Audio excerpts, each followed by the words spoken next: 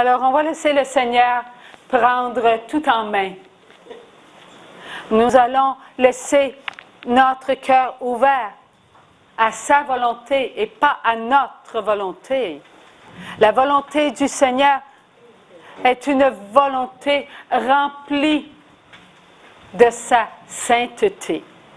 Peut-on calculer la sainteté de Dieu? La sainteté de Dieu est dans son infinité. La sainteté de Dieu est dans tout ce qu'il est. Alors nous sommes comblés. Dieu est l'être ultime. Rien ne lui manque. Alors nous, cet après-midi, nous aurons à apprendre à ouvrir notre cœur pour comprendre ce que Dieu veut nous faire comprendre. Nous savons tous que nous avons à l'intérieur de nous des lacunes. Et ces lacunes, nous les avons provoquées. Et cela depuis le tout début de la création. Et ce n'est pas seulement qu'en l'an 2000, 2001, 2005, 2015, 2016. Non, cela débute depuis Adam et Ève. Et nous avons su hier soir que nous avions une tâche. Et cette tâche, nous l'avons provoquée. C'est nous qui avons choisi la connaissance du bien et du mal. Ce n'est pas Dieu. Cette marque, elle est en nous pour nous rappeler que nous avons besoin de Dieu. Nous avons tourné notre regard sur nous-mêmes plutôt que de tourner toujours notre regard vers notre Dieu.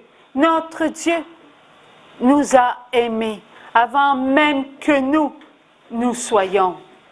Alors, il a dit, n'allez pas vers la connaissance du bien et du mal, quand un grand malheur va vous atteindre. Eh bien, nous avons tous été vers la connaissance du bien et du mal. Comment? Eh bien, le Seigneur dit, prends le rouge et écrit amour.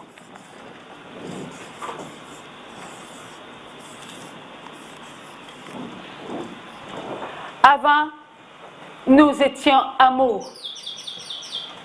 Un amour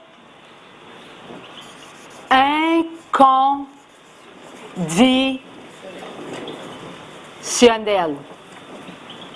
Nous étions à Adam. Parce que Adam fut le premier sur la terre. Voici Adam. Notre Père sur la terre. Et oui, Adam est notre Père sur la terre. Pourquoi lui plus que chacun d'entre vous? Parce que telle est la volonté de Dieu. Et c'est Dieu qui a voulu qu'Adam soit le premier sur la terre. Afin que nous puissions nous reconnaître enfants de Dieu. Enfants de Dieu. Dieu Père. Nous sommes tous ses enfants. Mais il fallait le reconnaître. Donc, pour reconnaître que nous étions enfants de Dieu le Père, Dieu mit en chacun de nous son « je t'aime » inconditionnel. Le « je t'aime » inconditionnel de Dieu le Père est en nous. Il est toujours en nous, ce « je t'aime » là. Avant même que nous venions sur la terre, nous étions en Dieu. Nous étions en Dieu. Alors, on se laissait plonger dans l'amour inconditionnel de Dieu. Parce qu'on avait l'amour inconditionnel qui venait de notre Père. Et parce que l'amour inconditionnel venait de notre Père, rien ne nous manquait. On ne se posait pas de questions. Pourquoi on ne se posait pas de questions? Tout nous était connu. Nous avions la connaissance inconditionnelle. Donc, tout était dans son mouvement de connaissance. Cela veut dire que nos pensées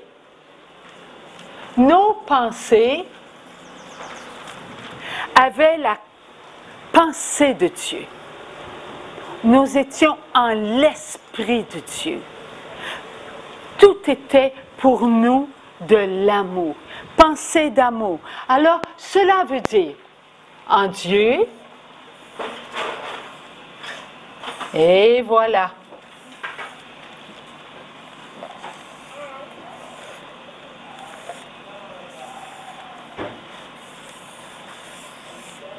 OK. Dieu, Jésus, lorsque Dieu, le Père, voulut que les anges invisibles voient la matière visible, Jésus s'est présenté aux anges. Il n'avait jamais vu la matière, les anges. Il devait rendre gloire à Dieu, invisible et visible. Alors, cette épreuve d'amour, pas une épreuve qui est sans amour, cette épreuve d'amour devait leur faire connaître encore plus profondément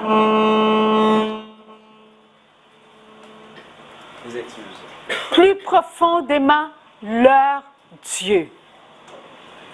Alors Dieu voulait donner à ses anges cette connaissance, la connaissance de tout ce qui est visible. Ils connaissaient tout ce qui était invisible parce que Dieu laissait miroiter sa puissance sur les anges. Dieu invisible, Dieu esprit, tout sortait de Dieu. Et tout se reflétait sur les anges invisibles. Donc, tout ce que Dieu invisible était, les anges le recevaient continuellement.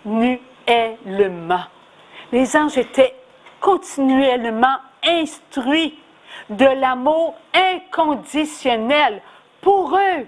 Mais Dieu voulait leur donner encore plus. Il voulait leur montrer sa matière. Eux n'avaient pas de matière. Ils n'auront jamais de matière, les anges. Bien que Gabriel, l'archange Gabriel, s'est montré à Marie, la Vierge immaculée, et il s'est montré visible. Comment se fait-il que l'ange Gabriel puisse se montrer à un enfant créé et qu'un enfant créé voit? C'est que Dieu, matière, se laissait refléter sur Gabriel et Gabriel prenait ce que Dieu lui donnait, sa matière. Alors, lorsque les anges, tous les anges, ont vu pour la première fois la matière, nous savons qu'il y eut des anges qui ont refusé la matière. Est-ce que vous voyez bien?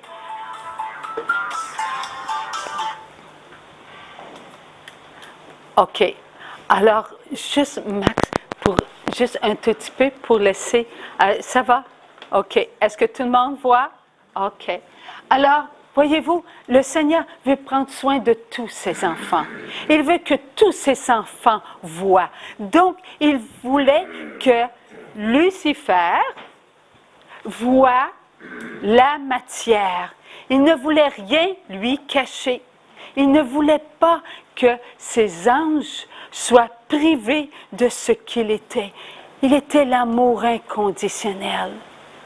Alors lorsque Dieu dit « ma volonté soit », Jésus, matière incréée, matière immortelle, matière parfaite, se montra à tous les anges. Où étions-nous? Est-ce que nous étions à cet instant encore dans la volonté de Dieu? Nous étions en la volonté de Dieu, en la volonté. Cela veut dire que Jésus portait en lui tous les enfants voulus de son Père, tous les enfants visibles. À cet instant, nous fûmes devant tous les anges, car Jésus se présentait à tous les anges. Alors les anges ont vu la matière incréée et ils ont vu la matière créée. Telle était la volonté de Dieu. Ils n'ont pas adoré la matière créée. Ils ont adoré la matière incréée. Mais Lucifer n'a pas voulu adorer la matière incréée. Il a refusé. Et tous les anges qui ont jeté leur regard sur Lucifer, au lieu de jeter leur regard sur la matière incréée, sont devenus des anges déchus. Est-ce que Dieu, lui, a fait en sorte que ces anges soient déchus? Il est l'amour inconditionnel.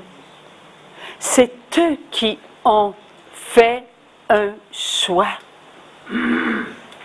Ils ont fait un choix. Le Seigneur, il dit de prendre le crayon noir.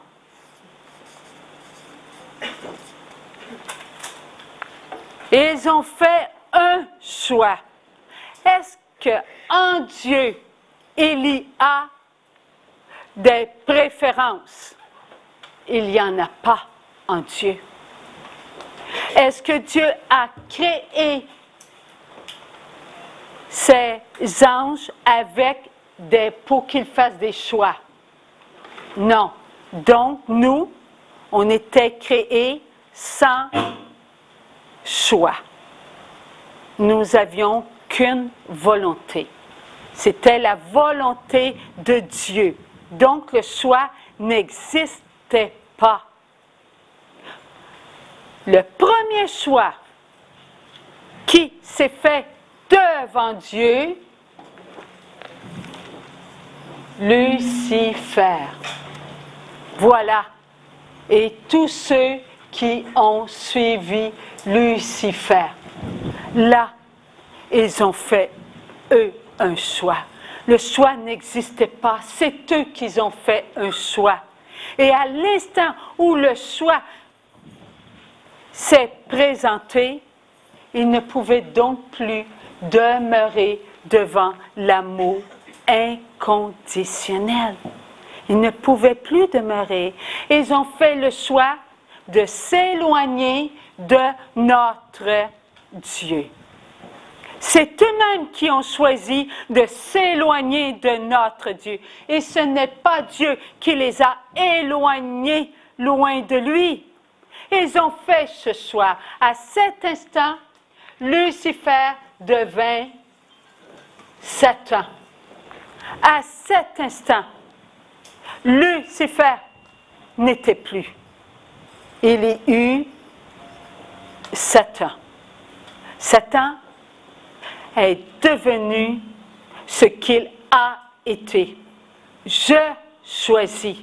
Je n'ai pas besoin de Dieu. Je suis moi.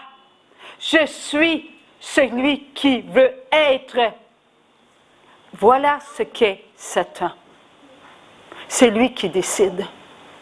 C'est lui qui veut connaître son moi. Il a jeté sur lui-même ce qu'il était.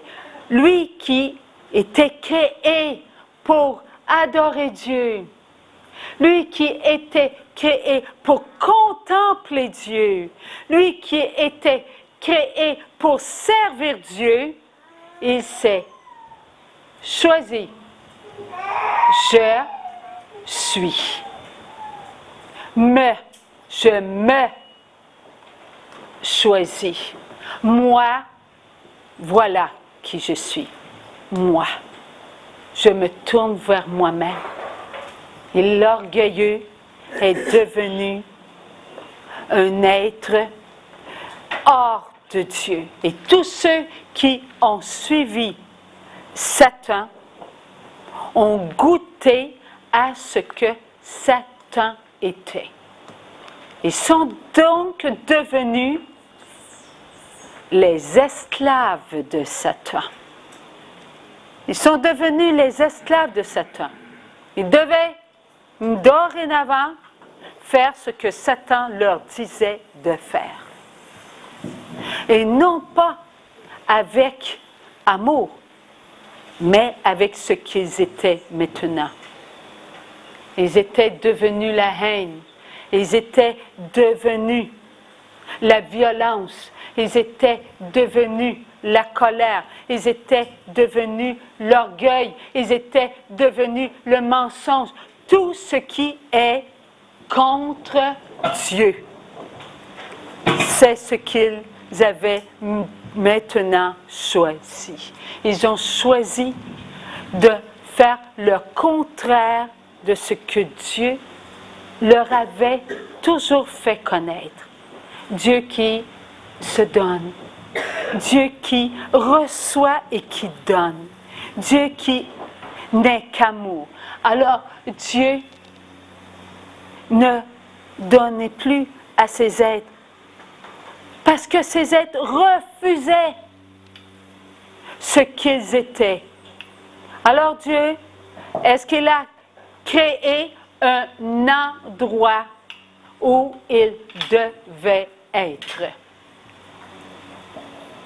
Puisqu'ils ont été au loin, loin de Dieu, loin de la face de Dieu, Dieu a respecté leur choix.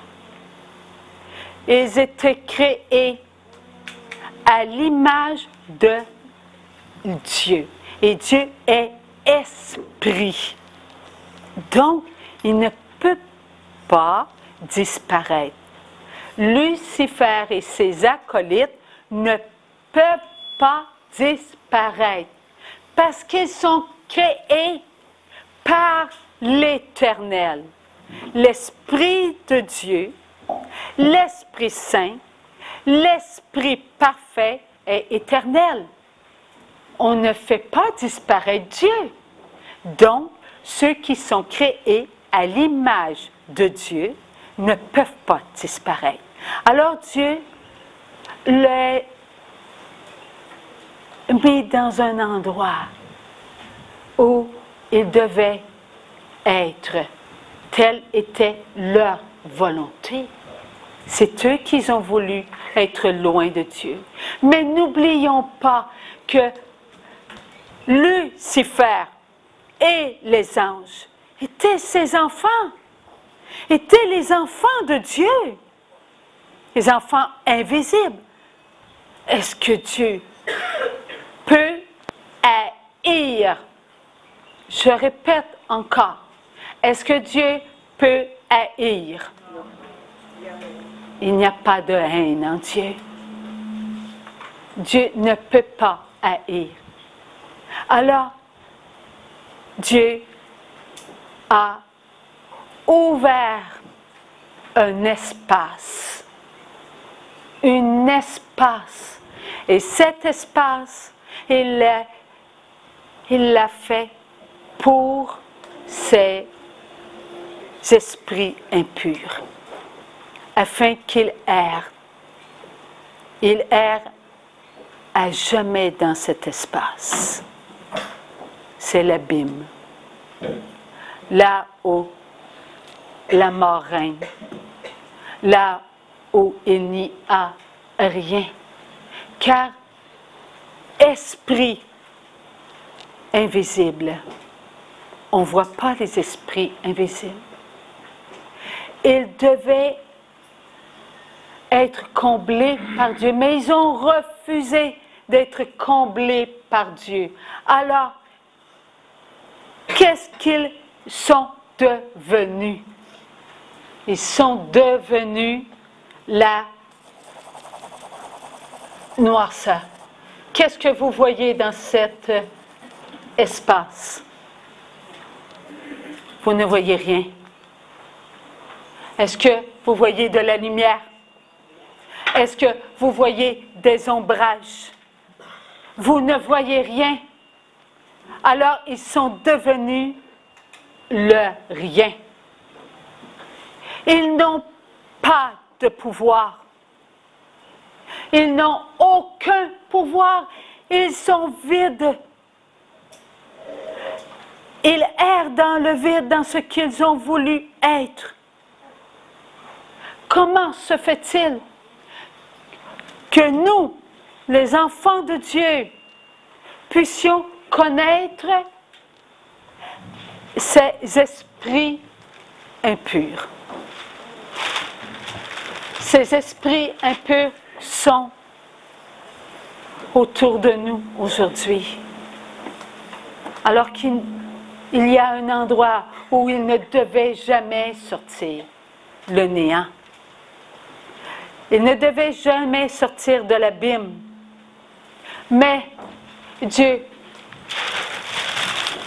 il voulut aussi donner une épreuve à ses enfants. Une épreuve à ses enfants, tout comme il a voulu donner une épreuve à ses enfants invisibles. Nous, les enfants créés, nous sommes dans une épreuve d'amour. Nous sommes dans une épreuve d'amour. Et c'est quoi cette épreuve? Nous devons reconnaître que notre Dieu est Dieu et que nous sommes ses enfants créés et que nous voulons aller vers Dieu, le reconnaître. C'est cela notre épreuve. Nous avons un Père et notre Père est dans son royaume et nous sommes ses enfants. Il a envoyé Adam sur la terre. Adam est un parmi ses enfants. Et il a dit, va et accomplis-toi. Est-ce que Dieu a dit, toi je te choisis, tu t'en vas là, tu n'as pas le choix? Est-ce que cela serait de notre Dieu? Non, cela ne serait pas de notre Dieu. Notre Dieu est un Dieu d'amour. Il a l'amour en lui. Donc, il a demandé à Adam d'aller là où lui le demandait. Et Adam a accepté. Il est venu sur la terre, Adam. OK. Dieu dit, dans la Bible, il prit d'une partie de la poussière et il en fit un homme. OK. Alors Dieu, est-ce qu'il, ici, Jésus qui se montre à ses anges, Est-ce que l'univers a été créé avant nous? L'univers n'a pas été créé avant nous. Nous sommes en Jésus. Nous avons été en Jésus. Est-ce que nous avons été en Jésus une journée d'éternité? 100 ans d'éternité? 1000 ans d'éternité? Mais non. L'éternité n'a pas de temps. Un temps, il faut y avoir un début et un temps aura toujours une fin, tel l'univers. L'univers a été créé et il a un début. L'univers a été créé et il aura une fin. Nous, est-ce que nous aurons une fin? Nous n'aurons jamais de fin, car nous sommes créés à l'image de Dieu. Donc, nous sommes éternels. Lorsque Adam, sur la terre, prit sa place, Dieu a mis en lui son je t'aime inconditionnel. Alors, Adam est venu sur la terre avec son je t'aime inconditionnel en acceptant tout ce que Dieu lui donnait, la connaissance. Alors, Adam savait-il qu'il avait été créé avant la terre? Il avait cette connaissance. Il avait l'intelligence de Dieu. Tout ce que Dieu était, lui, il le connaissait parce que Dieu le nourrissait avec son amour inconditionnel. Donc, Adam n'avait pas de choix. Il était parfait. Il était créé à l'image de Dieu. Ce que Dieu a mis en Adam, est-ce que cela est en nous?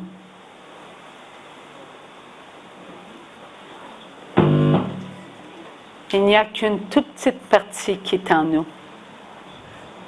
Savez-vous pourquoi? Vous le savez tous, n'est-ce pas? Nous avons choisi. Lorsque, et voilà, Adam fut le premier choisi. Et il y eut un autre enfant de Dieu qui a été choisi. Et vous savez qui? Ève. Et voilà. Ève. Dieu prit une partie d'Adam pour créer qui? Ève. Il prit la chair d'Adam et la chair d'Ève fut devant Adam. Ève. Est-ce que Ève est incomplète? Il ne lui manque rien. La chair d'Adam est parfaite. Et la chair d'Ève, elle est parfaite. Vous savez pourquoi? Parce qu'il n'y a qu'une chair. Il n'y en a pas deux. Regardons ici. Jésus est créé. Voulut la volonté de son Père, en un instant, nous fûmes toute chair. Fut en un instant créé. Il n'y avait donc une seule chair. La chair de Jésus, n'oublions pas, la chair incréée de Jésus a créé notre chair. Nous fûmes en un instant en Dieu. Nous avons tous la même chair. La même chair. Pas une chair et un autre et un autre. Toi, tu es là, toi, oui, là, tu es dans l'éternité. Tu as ta chair et toi, tu as ta chair sans savoir ce que l'autre chair contient. Tu es unique, alors reconnais-toi être une chair. Une seule chair. Nous sommes voulus de Dieu et la volonté de Dieu est inconditionnelle et il n'y a qu'un seul amour, c'est celui de Dieu. Alors nous avons la même chair. Dieu mit quelque chose en nous. Il mit la vie éternelle en nous. Pour avoir la vie éternelle en nous, il mit l'âme. En chacun de nous, il y a une âme. Et cette âme, elle est unique. Il n'y a pas une âme pour tous les enfants de Dieu. Il y a une seule âme pour chaque enfant de Dieu. Moi, j'ai mon âme. Tu as ton âme, tu as ton âme, tu as ton âme. Chacun de nous avons une âme. Nous avons en l'âme la vie éternelle. Elle est là, notre âme, notre vie éternelle. Elle est en notre âme. OK. Lorsque nous quittons la terre, qu'est-ce qui demeure sur la terre et qui tombe dans un repos? Est-ce que c'est l'âme ou la chair?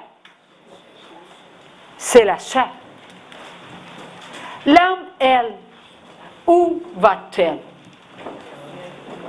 Elle se présente devant Dieu pour vivre son premier jugement. Et voici la vie d'un enfant, le début sur la terre, et voici la fin de sa vie sur la terre. Quand est-ce que cela s'arrête-t-il?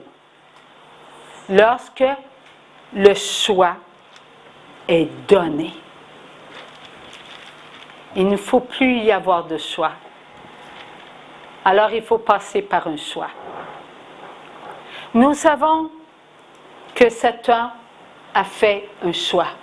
Et c'est à partir de ce moment-là qu'il y eut un choix autre que celui de notre Dieu. Adam, lorsqu'il est venu sur la terre, Ève, lorsqu'elle est venue sur la terre, avait-il un choix en eux? Non, ils n'avaient pas de choix en eux. Lorsqu'ils ont été tentés par Satan, est-ce qu'ils ont été tentés en ayant la connaissance du bien et du mal en eux? Non, ils n'avaient pas aucun choix. ils n'en avaient pas fait.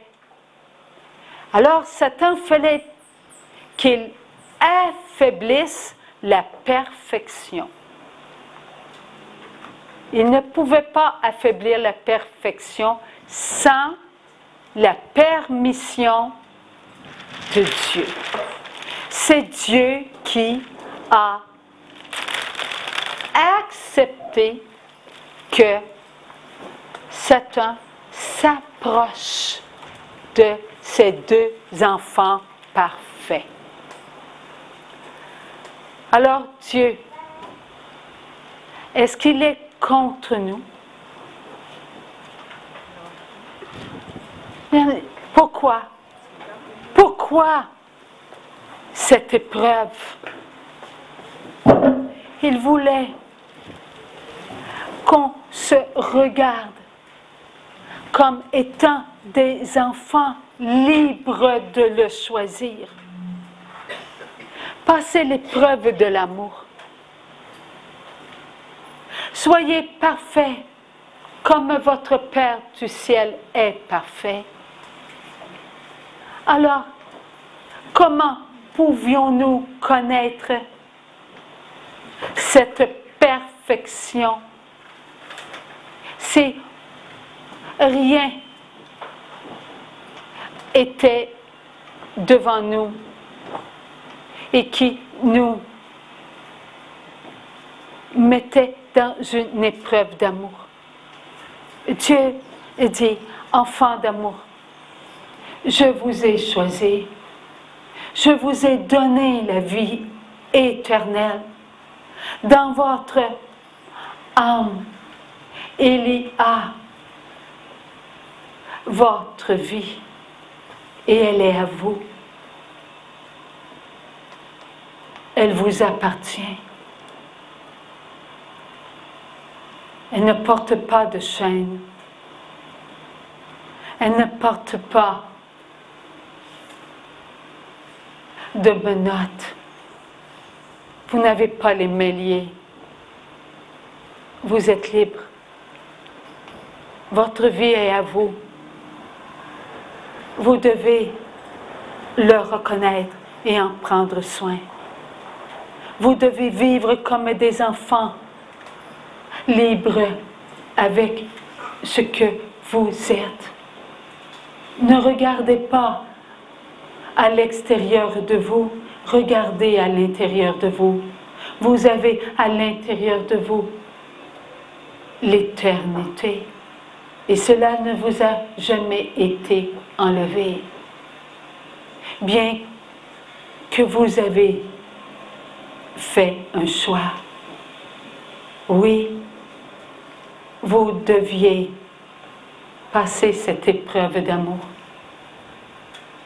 Vous deviez choisir mon amour inconditionnel, mon amour qui vous apporte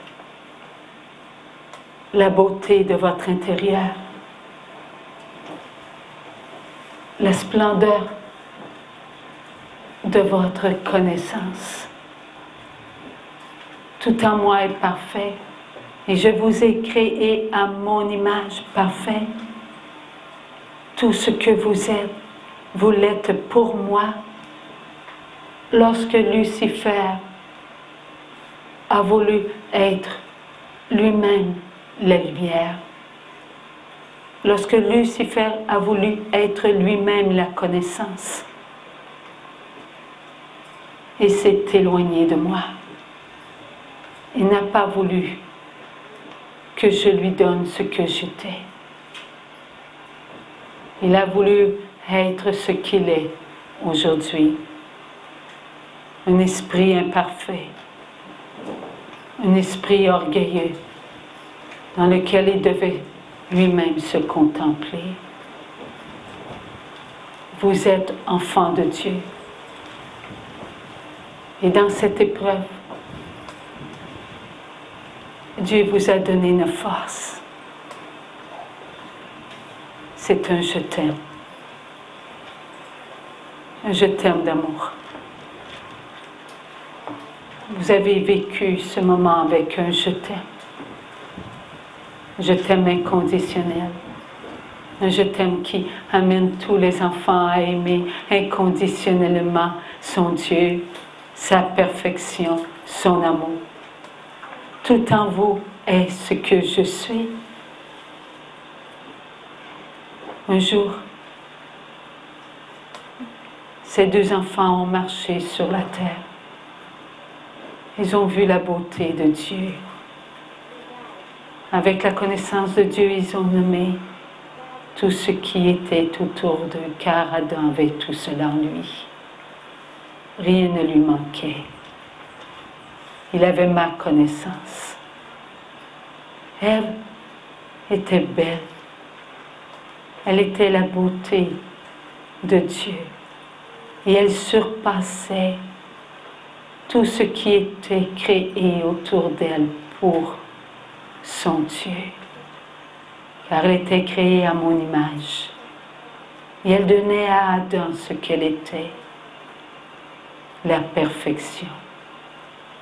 Tout était beau. Lorsque Satan, qui avait la forme d'un être tout petit, s'approcha d'Adam. Il vit qu'il ne pouvait l'atteindre. Alors il alla vers la femme, vers Ève, et tranquillement, sournoisement, il lui parla de la beauté, de tout ce qui était autour d'elle, et il parla de sa beauté. Elle était remplie de l'Esprit de Dieu. Et avec beaucoup de ruse, il lui parla de la connaissance de Dieu. Et il lui disait qu'elle avait la même connaissance de Dieu. Et que plus encore, elle devait être dans la connaissance de Dieu. Mais qu'il y avait quelque chose qu'elle devait passer. Et que Dieu seul connaissait. Et qu'elle ne connaissait pas. Elle écoutait. Elle laissait son intérieur s'ouvrir à ce qui était extérieur. Et c'est à partir de cela qu'il tenta, Ève, cette connaissance. Tu peux l'avoir. Laisse-toi connaître par toi-même. Va vers cette connaissance. Prends ce qui est pour toi. Elle résistait, car elle savait que Dieu lui avait demandé obéissance. Elle devait montrer à Dieu qu'elle était l'enfant créé et que Dieu était son Père, était son amour, était sa beauté, était sa connaissance. Mais lui, il continua. Il mit beaucoup d'emphase sur cette connaissance qu'elle ne connaissait pas. Et elle faiblit. Elle faiblit. Et elle accepta à cet instant quelque chose à l'extérieur venait de se montrer et qu'elle n'avait jamais vu. Elle s'était vue. Elle s'était vue par l'extérieur. Non qu'elle était aveugle. Elle avait le regard de Dieu. Mais parce qu'elle avait accepté d'aller dans une connaissance, elle avait pris son propre regard. car c'est ce qu'elle avait connu. Son regard la nourrissait et elle vit qui elle était. Elle vit qu'elle avait été créée et que Dieu était plus grand qu'elle et qu'elle, avec ce qu'elle voyait d'elle-même, elle pouvait maintenant prendre conversation avec celui qui l'avait créé, son Créateur. Elle alla, oui, elle alla vers Adam. Et Adam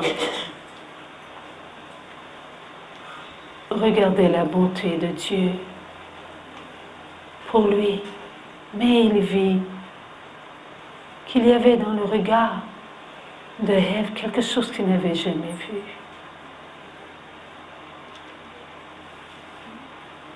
Il n'allait pas vers Dieu.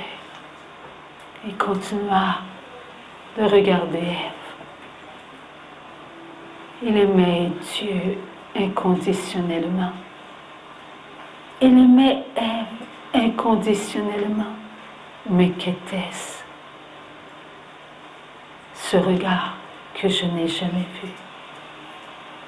Alors il s'approcha, il se laissa approcher, il s'approcha, il se laissa approcher. Et il choisit de connaître. Oui, il fit un choix. Un choix venait de se faire connaître en Adam, lui, le Père de tous les enfants qui devaient venir sur la terre. Vous, enfants d'amour, qui étiez en Dieu, vous avez regardé et vous avez connu une faiblesse. Vous avez trouvé que cela était bon de regarder Adam et Ève avec leur amour conditionnel, car ils avaient perdu l'amour inconditionnel. Voilà pourquoi, lorsque vous venez sur la terre, ce qui vous a plu, vous l'amenez avec vous. Et vous entrez dans un amour conditionnel.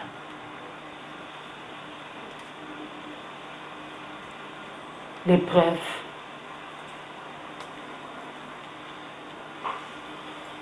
était passée. Vous aviez choisi. Maintenant, elle ouvre les yeux.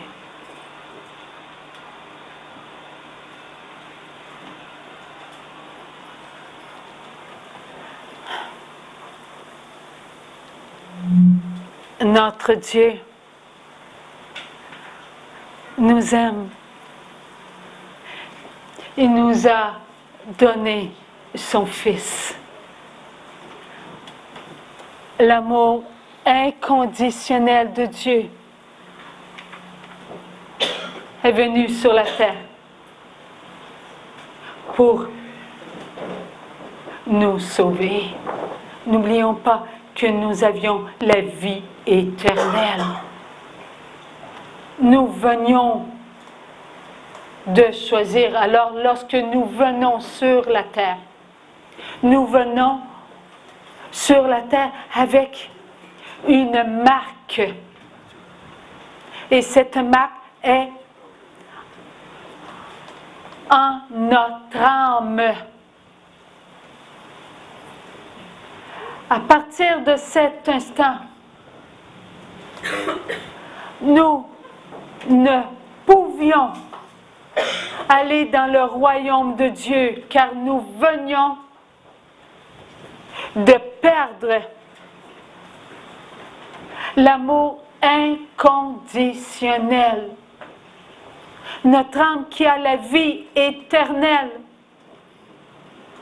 en elle avait connu une tâche. Voilà pourquoi un enfant, quand il vient au monde sur la terre, doit se laisser baptiser. Jésus est venu sur la terre. Il nous a donné le sacrement du baptême pour que notre âme retrouve sa vie éternelle. Avant que Jésus vienne sur la terre, est-ce que les enfants de Dieu pouvaient entrer dans leur vie éternelle et entrer dans le royaume de Dieu? Non, ils avaient perdu cela. Ce n'est seulement que lorsque Jésus est mort sur la croix que cela a été possible pour eux. Où étaient-ils, eux? Ils étaient aux enfers. Pas en enfer. Est-ce qu'il y avait un enfant, même Judas, pouvait-il aller en enfer? Non. Parce qu'il devait passer par son jugement. Et personne ne pouvait passer par leur jugement tant qu'il n'y aurait pas Jésus qui vient sur la terre pour mourir sur la croix, afin que fasse un choix avant la mort de Jésus et qui meurt sur la croix, son acte de vie. Est-ce qu'il pouvait faire un choix? Il ne pouvait pas faire un choix. Choisir entre la mort éternelle ou la vie éternelle. Pouvait-il faire cela? Il ne pouvait pas faire cela. Jésus n'était pas encore mort sur la croix. Donc, ils étaient en attente. Ils étaient aux enfers. Ils attendaient. Ils attendaient leur sauveur. Mais aux enfers, est-ce qu'il y avait les tentateurs? Les esprits impurs? Oui, il y avait les esprits impurs. OK. Lorsque les Hébreux ont été pendant 400 ans esclaves de l'Égypte, est-ce qu'il y avait des faux dieux? Est-ce qu'il y avait de l'injustice?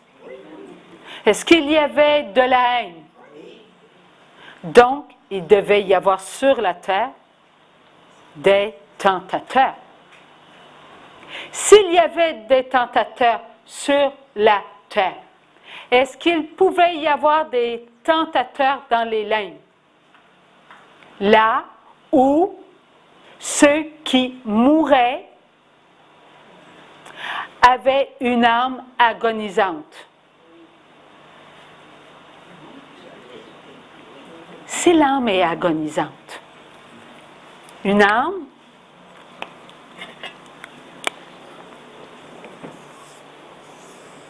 a la vie éternelle. Est-ce que lorsqu'on adorait les faux dieux, l'âme souffrait? Les faux dieux étaient-ils en l'âme ou à l'extérieur de l'âme?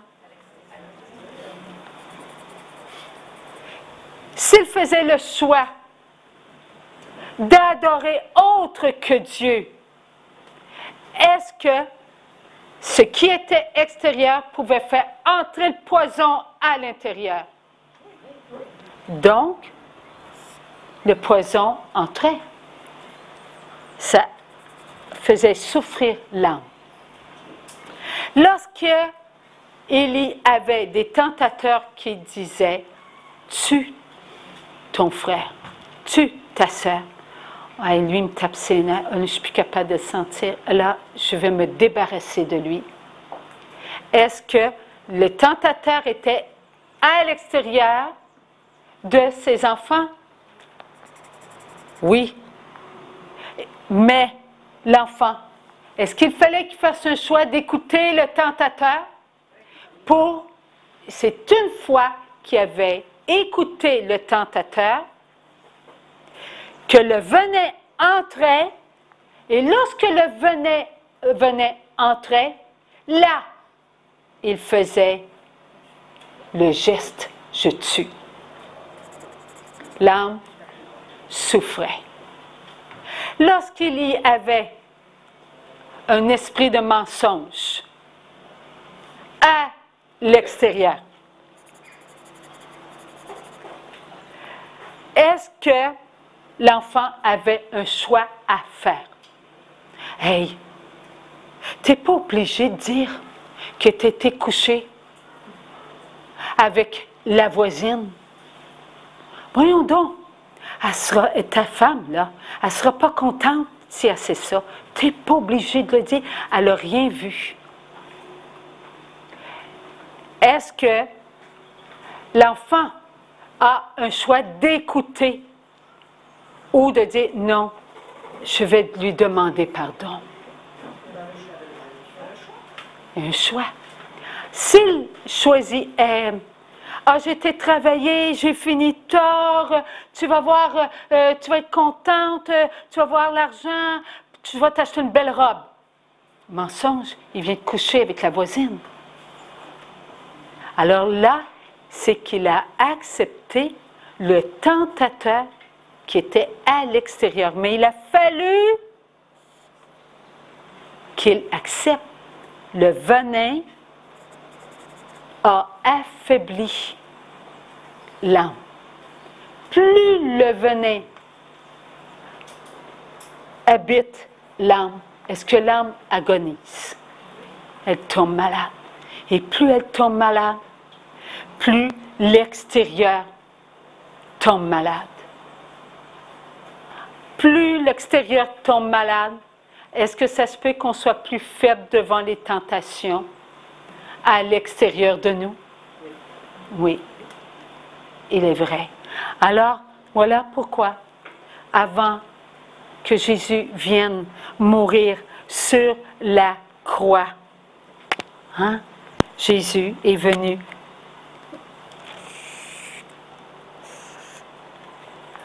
mourir sur la croix pour nous libérer, pour nous sauver. Mais avant, il y avait des âmes dans les limbes et eux souffraient. Plus il y avait du venin, plus ils souffraient. Plus ils souffraient. Alors, le venin à l'intérieur d'eux agissait parce qu'il y avait les esprits impurs autour d'eux. Il voulait les amener à la mort éternelle. Mais Dieu ne permettait pas que la mort les amène chez elle. Mais comme ils avaient fait des tentations, les tentateurs, pas des tentations, ils avaient été tentés par les tentateurs les asticotaient. Et il y en avait beaucoup, beaucoup dans les limbes. C'était beaucoup. Pourquoi? Ils voulaient les désespérer. Ils ne voulaient pas qu'ils soient dans l'espérance. Dans les limbes, est-ce qu'il y avait des bonnes âmes qui étaient plus qui avaient des âmes qui avaient de la force? On peut en nommer. Abraham. Il y avait Abraham. Moïse. Jacob. Et Joseph, Saint Joseph, hein? Il y en avait. Et on n'oublie pas la maman de Maman Marie, Sainte Anne. Mais oui, ils sont tous venus au monde avec la tâche originelle. Tous. Donc, ils ne pouvaient pas aller dans le royaume de Dieu. Mais ils maintenaient l'espérance dans les limbes. Ils maintenaient l'espérance dans les limbes, afin que les âmes puissent respirer un peu. Satan avait ordonné à ses acolytes de maintenir les âmes faibles afin qu'ils choisissent la mort éternelle. Croyez-vous que Satan ne savait pas que le Sauveur était pour venir sur la terre? Il le savait. Puisque Dieu a dit, une femme de sa génération t'écrasera la tête. Et Jésus est donc celui qui devait venir sur la terre par le oui de Maman Marie. Et qui est qui est les enfants de Dieu et qui ont été donnés à Jésus? Nous. C'est nous. Nous sommes la génération de l'amour. Nous sommes la génération de la lumière. Nous sommes la génération du oui. Nous mettons notre oui dans le oui de Jésus. Dieu a nommé l'instrument que je suis la fille du oui à Jésus. Pourquoi? Parce que vous, moi, nous sommes tous du oui de qui? De Jésus. Nous sommes de la génération de qui? De Jésus. Parce que nous venons après la mort victorieuse de notre Dieu. Et nous sommes donc le talon de qui? De l'Immaculée Conception. Nous écrasons la tête de Satan. C'est Maman Marie qui écrase la tête de Satan. Mais elle se sert de qui? Elle se sert de nous. Elle veut qu'on soit dans notre oui.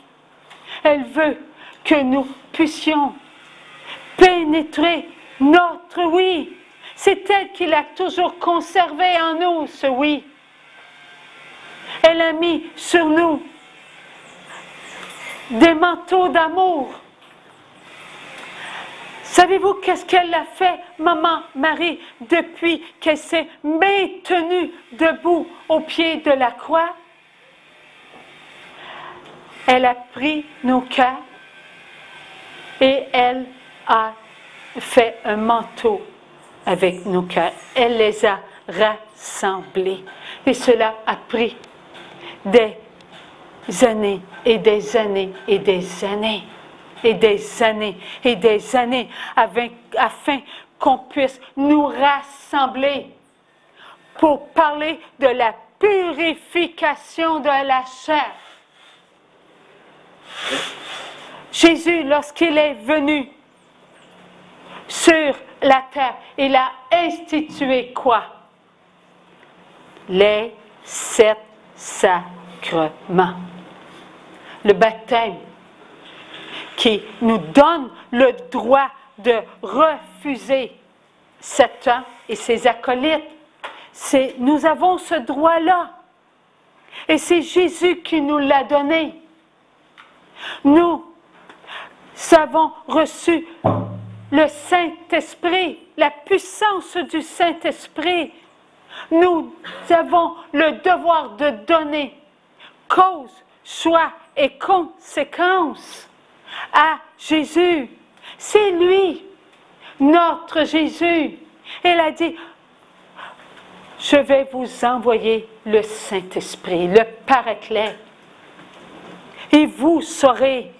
Alors, lorsque nous savons que cela est mal et que cela vient de Satan et que nous devons vivre les grâces, avec les grâces de Dieu, les conséquences de nos choix, eh bien, nous vivons le sacrement de la confirmation. Et Jésus a donné à ses apôtres ce qui sera lié. Dieu au ciel lira, mais ce qui sera délié, vous délirez. Alors le sacrement de la confession est pour qui? Pour tous les enfants de Dieu. Pour les prêtres aussi, pour le pape aussi. N'oubliez pas qu'il est enfant de Dieu. Il est venu au monde avec la chair, avec une âme et la tâche originelle, et donc la connaissance du bien et du mal. Ils sont hommes, comme les religieuses, ils sont femmes. Et avant d'être hommes et enfants et femmes, ils ont été des bébés, des enfants, ados et des adultes. Identiques à qui? À nous. Alors reconnaissons que nous devons prier pour chacun de nous. Donc, prier pour le pape, les archevêques, les évêques, les cardinaux, les prêtres, les religieux, les religieuses, parce qu'ils sont comme nous. Mais le sacerdoce est-il touchable? Il est intouchable. On ne peut pas faire tomber le sacrement de l'ordre. Dieu nous l'a fait comprendre. Le sacrement de l'ordre est très important. Nous devons en être fiers. Il est pour nous. Tout comme l'Eucharistie, il est pour nous. Sacrement de l'Eucharistie. Nous devenons des petites hosties. Dans l'hostie, c'est Jésus. Il nous donne son corps, il nous donne son sang. Est-ce que lorsque nous recevons la chair de Jésus, est-ce que cela a de l'influence sur notre chair? Eh bien, si on allait à l'intérieur de nous, vous verriez qu'on n'est pas... On disparaît. Dieu prend toute la place. Nous entrons en Dieu. Le sacrement de l'Eucharistie est le sacrement qui fait de nous des enfants d'amour. Nos actes de vie reprennent leur force. Nous comprenons que nous sommes tous ensemble. Qu'un enfant prenne Jésus. Est-ce qu'il prend tous les enfants de Dieu? Oui, il prend tous les enfants de Dieu. Lorsque notre Jésus d'amour est mort sur la croix, est-ce qu'il avait pris tous les enfants, passés, présents et futurs? Il avait pris tous les enfants de Dieu. Est-ce qu'il a pris tout ce qui était à eux, passé, présent et futur? Donc, pensez, Jésus d'amour, il a pris nos pensées impures, nos regards impurs, tout nos regards impurs. Il a pris nos écoutes impures. Il a pris toutes nos paroles impures. Il a pris tous nos actions impures. Tout. Et il a pris tous nos sentiments impurs. Il n'a rien oublié. Alors, tous les enfants de Dieu, Jésus a connu toutes leurs pensées, tous leurs regards, leur écoute, leurs paroles, leurs actions et leurs sentiments. Il les a pris comme étant les siens. Il a tout accepté. Alors, il est mort sur la croix et il a laissé couler son précieux sang. Son précieux sang a coulé sur tous les enfants de Dieu. Il n'a pas oublié personne. Alors, la chair de Jésus, lorsque nous la prenons, nous prenons ce qu'il est. Nous prenons ce qu'il a accepté. Est-ce que Jésus, lorsqu'il a accepté de mourir et qu'il nous a purifiés, il a dit maintenant, sortez de moi là? Non. Donc nous sommes là, à chaque communion, qui se dit, et vous savez qu'il en dit là, en ce moment. Alors, nos frères et nos sœurs prennent qui nous sommes. Nous sommes vivants. Nous sommes purifiés. Est-ce qu'ils prennent nos pensées impures? Il n'existe même plus nos pensées impures. Mais nous y croyons encore. Nous croyons encore à nos mensonges. Nous croyons encore à nos infidélités. Nous croyons encore à notre orgueil, notre paresse, notre colère, notre jalousie. Nous croyons en tout cela, notre avarice.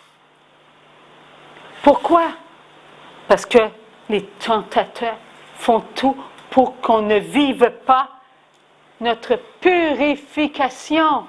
Nous vivons comme des fantômes sur la terre. Nous vivons avec l'ombre de nos péchés. Alors, l'ombre de nos péchés. Oui, l'ombre de nos péchés. Nous vivons avec cela. Quand allons-nous vivre comme des enfants ressuscités? Quand allons-nous vivre comme des enfants purifiés? Oui. Aujourd'hui, je compte un mensonge. Mais mon mensonge, il est purifié. Est-ce que j'y crois? Oui, il faut y croire. Si je n'y crois pas, j'entre dans quoi? Dans l'ombre. J'entre dans l'ombre de mes péchés, de mon mensonge. Et j'y crois.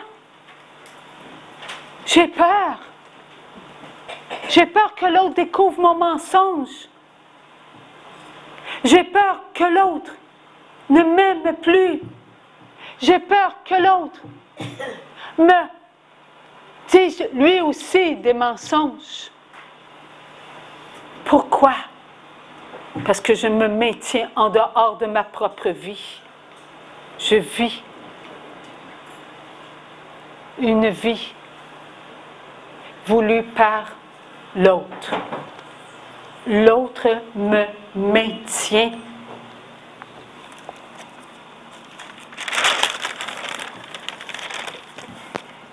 Dans quelque chose. Voilà.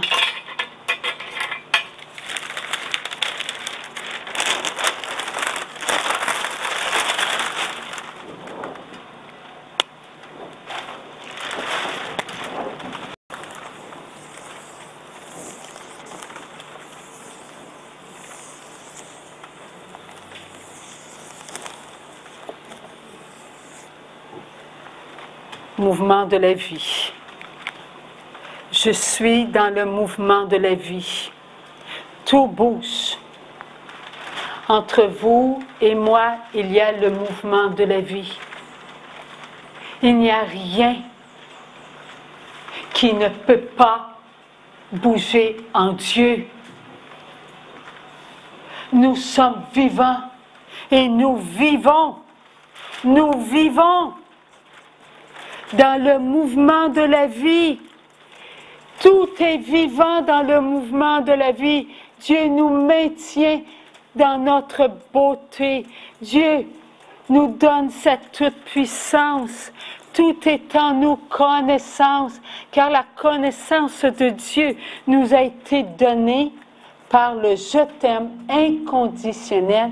Et le je t'aime inconditionnel de Dieu n'est pas en dehors de nous. Il est en nous.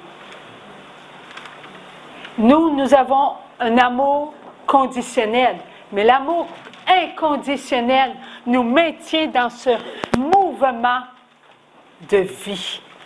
Mais lorsque nous sommes dans le mensonge et que nous croyons en ce mensonge, au lieu de croire en notre purification, nous tombons dans un trou noir. Un trou noir.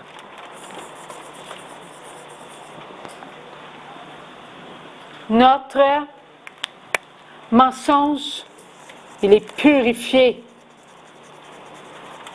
Il est beau. Il est présent dans notre vie. Oui, je suis une pécheresse purifiée.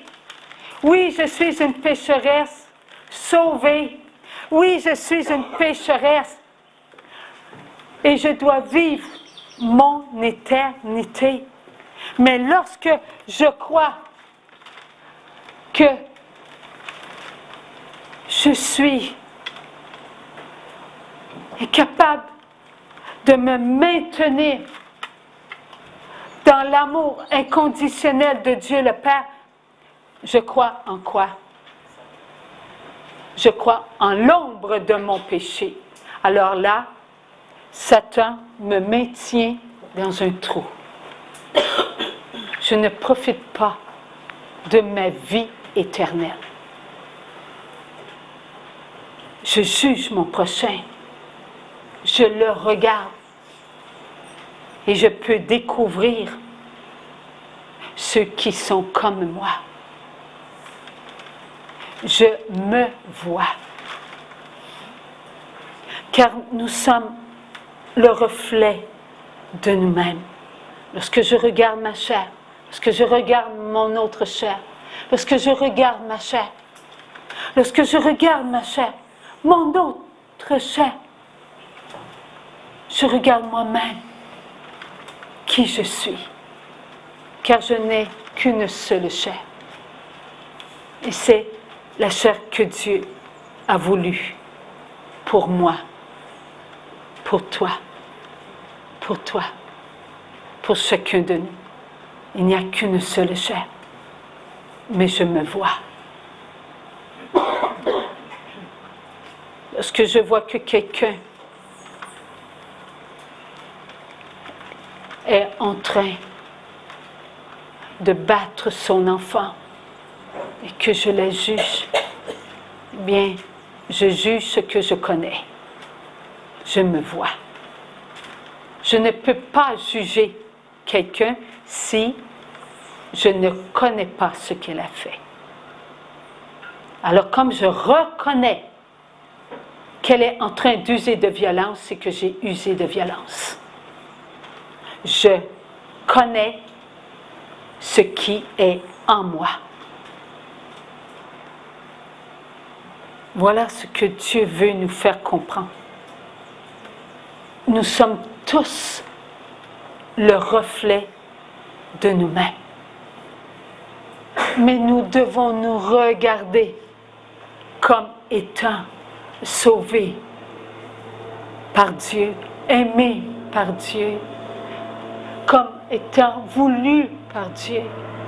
Nous devons apprendre à nous pardonner.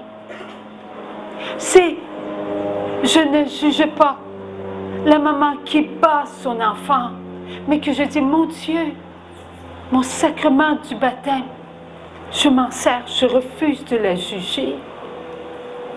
Je refuse de m'abaisser. C'est un tentateur qui est auprès de moi. Je te donne cela, Seigneur. Oui, je crois en cela. Je crois en qui je suis. Je sais que tu as envoyé l'esprit impur au pied de ta croix. Oui, je sais que tu es mort par amour pour moi sur la croix. Tu m'as donné ma place parmi tous les autres. Oui, mon acte de vie reprend sa place dans son mouvement de la vie. Et je sais que je suis liée avec toutes les autres. Que Maman Marie m'amène à toi, mon Jésus. Et qu'il y a de la guérison de par le monde. Je sais qu'il y a des mamans, des papas. Je sais qu'il y a des frères et des sœurs. De toute religion, de toute race. Qui sont en train de guérir. Parce que tu es en train de me montrer que je guéris. Tu es en train de me dire que tu m'aimes. Parce que je crois que nous formons une Église. Ton Église. C'est que tu as fondé sur la terre. Il n'y a que toi, mon Jésus, qui peut nous amener à vivre dans l'Esprit de Dieu. Oui, l'extrême onction, c'est vivre notre résurrection. J'étais mort. Me voilà ressuscité, enfant de Dieu. J'y crois. Voilà ce que Dieu veut qu'on fasse. Plus de jugement, car c'est nous que nous jugeons lorsque nous jugeons quelqu'un. Nous nous faisons la guerre. Nous nous maintenons dans l'ombre de nos péchés. Nous sommes vivants, nous sommes victorieux. Nous sommes les choisis, bénis de Dieu. Alors le Seigneur, il dit maintenant, cela suffit. Merci Seigneur.